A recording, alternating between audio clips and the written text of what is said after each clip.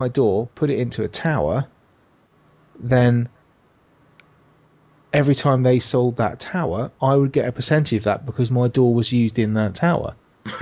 Brilliant. If that tower gets put onto a castle and that castle gets sold and 5 or 6 people buy that castle, the person who built the tower would get a percentage and I would get a percentage of that percentage because my door was in that tower. So it's staggering. When I was watching, I was thinking these are all ideas that are just kind of like, from a MMO point of view, they're mind blowing.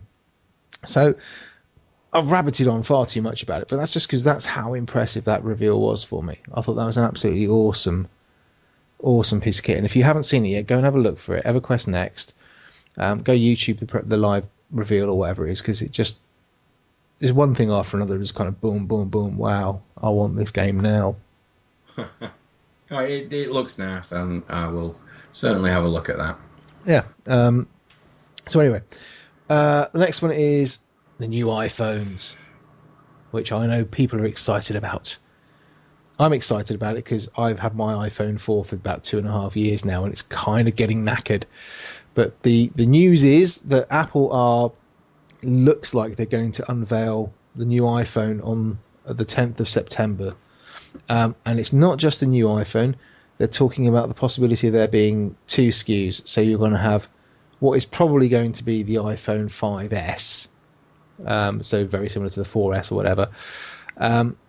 But also they're talking about the possibility there's something called the iPhone 5C, which is kind of a budget iPhone, which is going to come in lots of sexy colours and be made from plastic and fiberglass rather than the heavy duty sort of. I'm not sure. You know, my iPhone 4, I love my iPhone, I really do.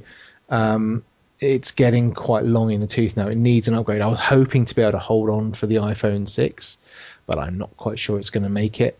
So it's not something I'll pick up at launch, but I'm glad there's a new version being announced, because it just means that, you know, if I need to upgrade. This is good news. I mean, I'm due for. I've got a 4S and I'm due for upgrade in December, so I will probably plump for the 5S maybe. But I don't know what more can they really do with phones. Well, I don't know. I mean, one of the things they talk about obviously is the camera is weak apparently with an 8 megapixel lens on the iPhone 5, and I'm thinking, really, you know,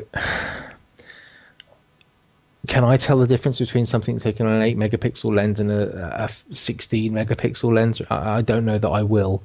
You know, I'm just not sure that my old eyes will be able to sort of recognise any difference. So I don't know. I mean.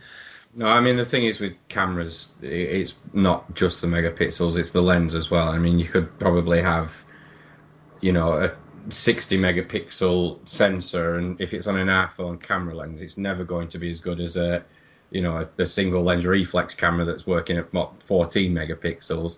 Yeah, I think you're positive. I mean, my iPhone 4 is getting a bit long in the tooth, and you can tell it because now it's got some delay on it. It's a bit slow with certain things. Switching between apps and whatever can be a bit slow and clunky sometimes. You know, it takes me a few seconds now. If I click the camera icon, it may take 5 or 6 seconds for you'll get the shutter picture up, but it might take 5 or 6 seconds for that to even open to show, to go into camera. My home button, I think, is my home button's knackered. Yeah, you have to sort of really hammer it a few times. Jam it several times before it does. I mean, if you know about that accessibility thing, don't you, where you can get the on-screen dot, so that how do I do that? Okay, there's a basically I think it's in accessibility options in settings, and I'll have a look at that later. What it basically does is it puts a permanent kind of what's the word for it? A permanent icon, a button on your screen, effectively. That means that you can you press that button, and it gives you several options, but one of those is the home button, and you can just press that to instead of having to jab the physical button. So it's a couple of tabs rather than just for the physical one. But if your physical button's giving you grief, check it out. I think it's under accessibility and settings or something like that. I think Proton pointed it out to me back on one of the early shows. Anyway, that's enough about Apple. So for people who are sitting there saying the iPhones are coming, yeah, they probably are, but not until the 10th of September. So what's next in the news? Amazon. A couple of stories about Amazon. Amazon has started a new game download store. A lot of people saying it's about bloody time, really. It looks okay. It's PC downloads basically. Prices are, they're pretty good if you were comparing it to something like if you were going to go and download these things off the Xbox store or the PSN or whatever. Assassin's Creed 3 is 15 quid, Battlefield 3 is 13 quid. They were doing a deal where Assassin's Creed 2 was like, the deluxe edition was like 4 quid, but I think that's expired now. So the prices are looking so long. I don't know, maybe they just didn't have the infrastructure for it or something like that, but... Well, this was the excuse they ran with the whole Kindle Fire thing, wasn't it? Maybe.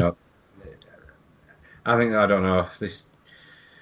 It's good news. It's an extra place to buy games, but there's already lots of places to buy. And the problem is with these, with Steam and all of the key the key websites that you get, there's very, very strong competition for your money on them. Yeah, there is. You're guaranteed if a game goes on sale on Steam, you'll find it on one of the other sites for a $5 or a $10 cheaper than that, and it's. It is weird. I don't understand prices of games sometimes because you've got things like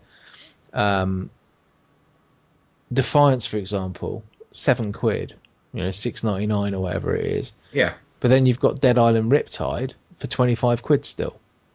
Well, this is the thing, though, isn't it? I think Tomb Raider Survival Edition is 35 quid. Now, I know it's a survival edition, but come on, let's be realistic. A lot of the AAA games I picked up on the PC, I've found them about a week after release, and they're heavily discounted. Dead Island Riptide, I paid 15 quid for. Yeah.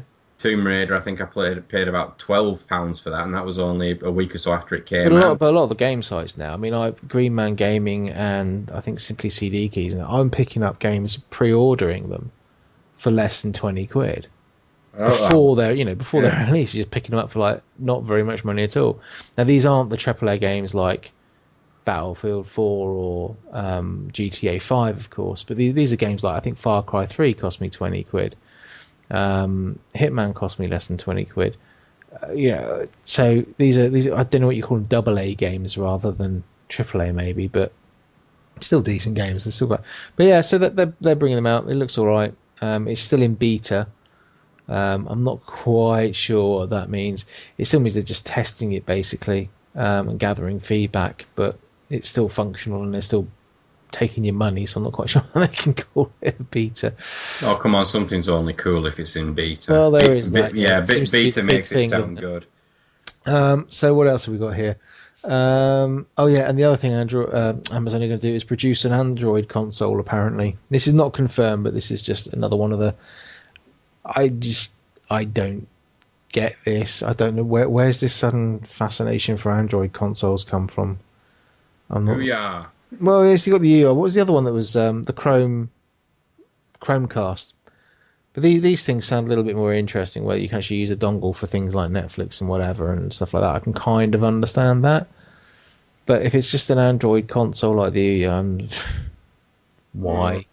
I don't understand why. Because it's Amazon and they'll sell it for about 30 quid and make a shitload of money on it. Probably. Sorry, I'm swigging away here. Mojitos forever. Tomb Raider 2's been confirmed. That's a big secret. That was never going to happen, was it? I'm surprised they didn't wait till Gamescom, but basically they've come out and I think there was some conference or something like that. Somebody mentioned it. Yeah, just in an offhand kind of way.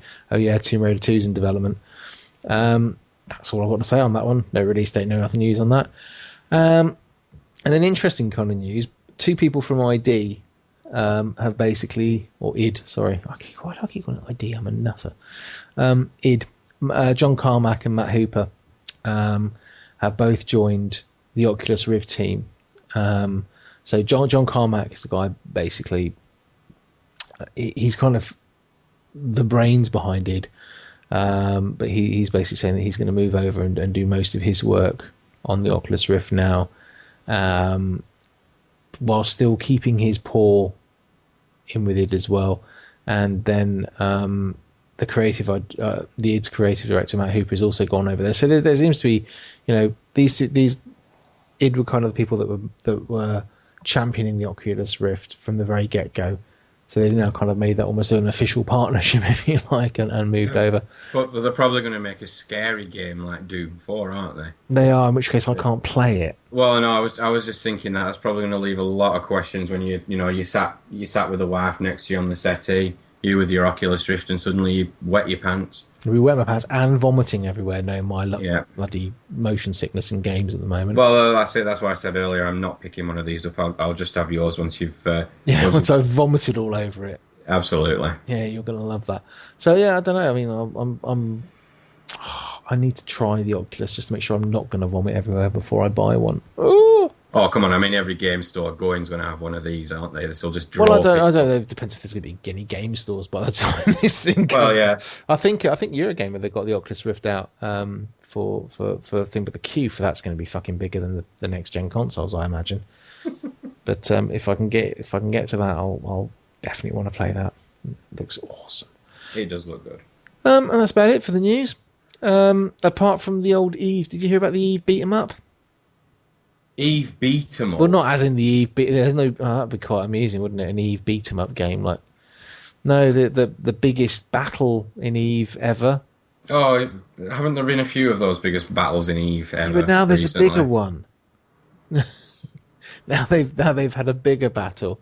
This just sounds mad, but apparently the shed loads of money would have been lost by both sides just through the ships they lost that got blown up and whatever. But it just sounds mental. It just sounds absolutely. This is why I wanted to really play Eve, but I've tried 4 times to play that game. It's just never going to happen. I just need to let it go now, I think.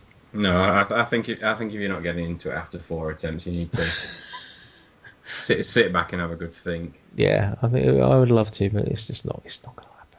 So many people have tried to help me get into that game as well, and it's just not going to happen.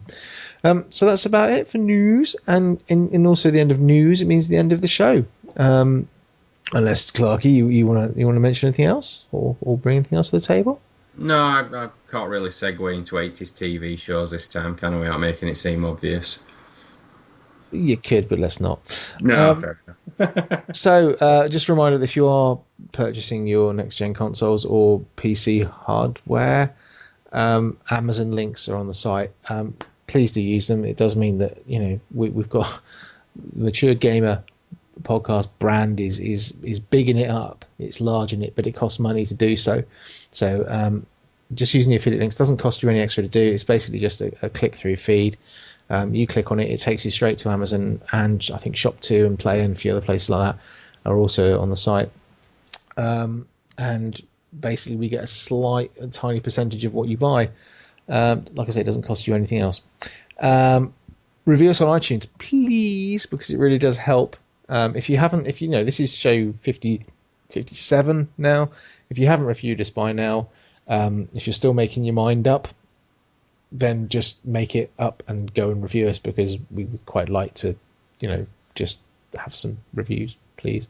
Yeah, we need to hear that people love us. Yeah, we don't get much feedback, you see, so we could be sitting here just talking drivel and people going, oh, that's drivel, but nobody's actually telling us that it's drivel, so we don't know it's drivel. So unless you tell us it's drivel, how are we going to know? 10 one-word reviews are coming. Just drivel. Go drivel. A quick shout out to listen to the main show and our sister show Night Shift as well, which has been coming up with some good stuff recently. Very indie focused, Proton tangenting as usual, and Rob doing all the work probably. That's cool. I shouldn't say that. Follow us on Twitter. The main show feed is at MGPBits, and we do promise to try and use that a little bit more than we have been. I'm at Vimesy74. And I'm at Clarky Snap. The Beast don't tweet, and John is at UK Evil Homer. So follow them if you want to hear bouts of rage every now and again.